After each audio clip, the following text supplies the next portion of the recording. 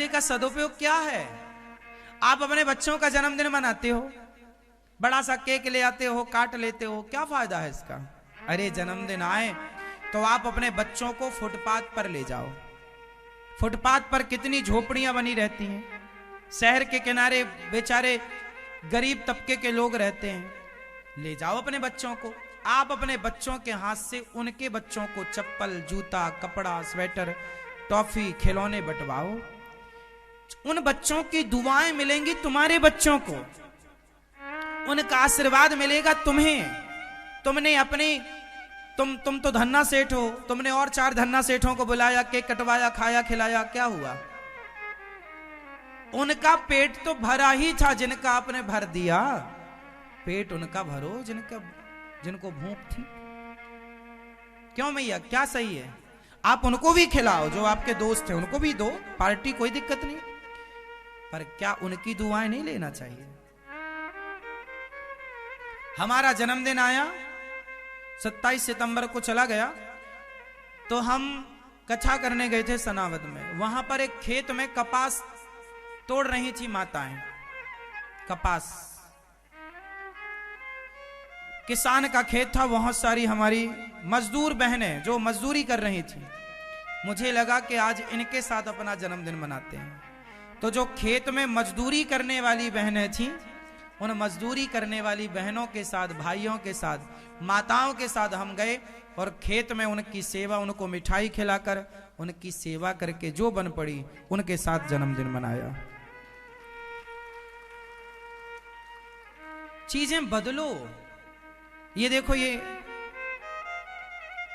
हमने उन सबसे पूछा भी कि आप क्या करती हैं, कितना कमाती हैं। हमने उनको ये भी समझाया, ये कपास का खेत है, जिस कपास मतलब रुई, कॉटन, जिससे कपड़े बनते हैं। ये कपड़े जो अपन पहनते हैं ना, ये कपड़े का जो धागा है वो धागा रुई से बनता। रुई मीन्स कॉटन, कपास, वो खेत में होता है, किसान उसे उगाते हैं। इनके साथ समय बिताओ, मतलब जिनको आपके समय की जरूरत है सेवा करो, अच्छा लगे, आपको अच्छा लगेगा। छोटे छोटे बच्चे ना, हम भी कभी वृंदावन में झोपड़ियों में बच्चे रहते हैं, हम कभी जाते हैं बच्चों के पास। अभी दीपावली आई तो बच्चों को पटाखा बांटने गए, कभी कभी बच्चों को कपड़े बांटने चले जाते हैं, कभी कभी बच्चों को खिलौने बांटने मन है चले गए। आप भी कभी कभी जाया करो, गरीबी देखो। जब गरीबी देखोगे तो पता चलेगा कि पैसे की कीमत क्या है। क्यों मेरी मां? तुम्हारा बाप करोड़ कमा के दे दे, तुम्हें कोई इज्जत न रहेगी पैसे की। जब मेहनत से आदमी 10 रुपए कमाता है ना, देखता है कि देखो आज भी समाज में ऐसे लोग हैं जो एक टाइम पेट भर के खाते हैं तो दूसरे टाइम पेट भरने का जुगाड़ नहीं होता। इसलिए इज्जत करो पैसे की, इज्जत करो अन्न की। कुछ लोग खाते हैं, शादियों में आप देखते हो, आपके बेटा बेटी की शादी होती है, चला लो मोबाइल, शादी होती है, बड़े बड़े शादी विवाह में जितना भोजन बनता है आधा तो फेंक जाता है। लोग खाते कम हैं, बनाते ज्यादा हैं। उतना ही लो, बर्बाद ना हो।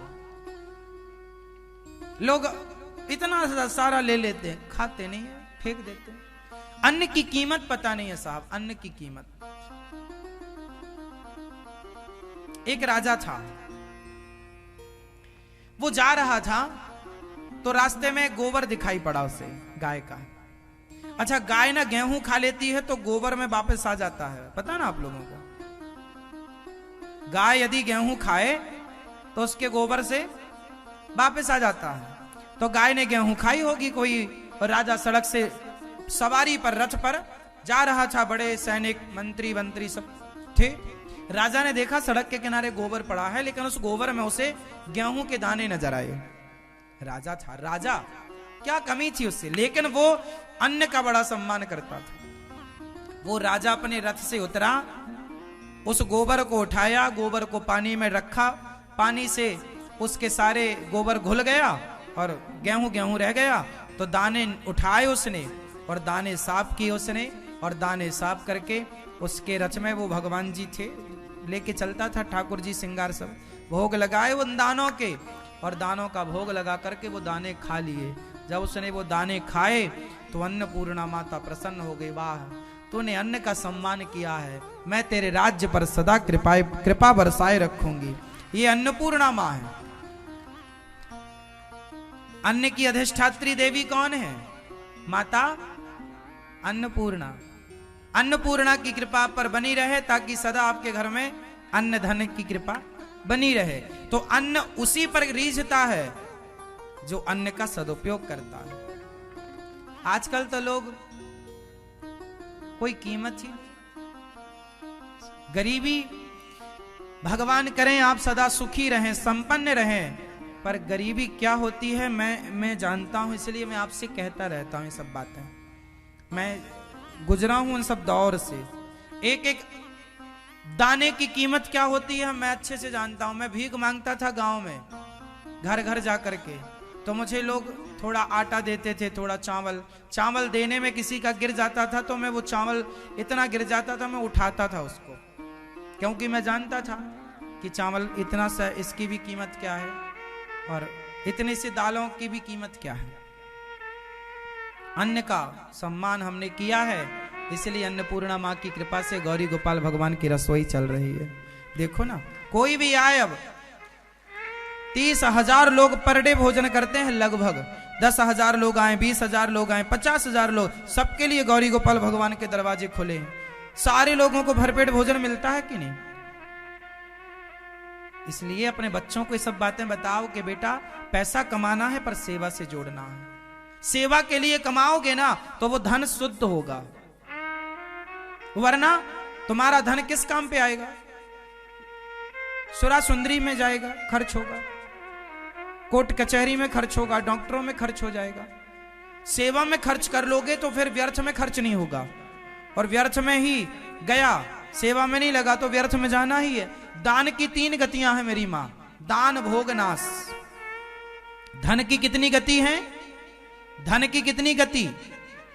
दान भोग नाश। या तो धन है तो धर्म से जोड़कर सदुपयोग कर लो दान, या उसका उपयोग कर लो, खा लो बढ़िया मस्त बढ़िया रह लो, या तो धन है तो खा पी के आनंद लो, या दान कर दो, या तो नाश हो जाएगा।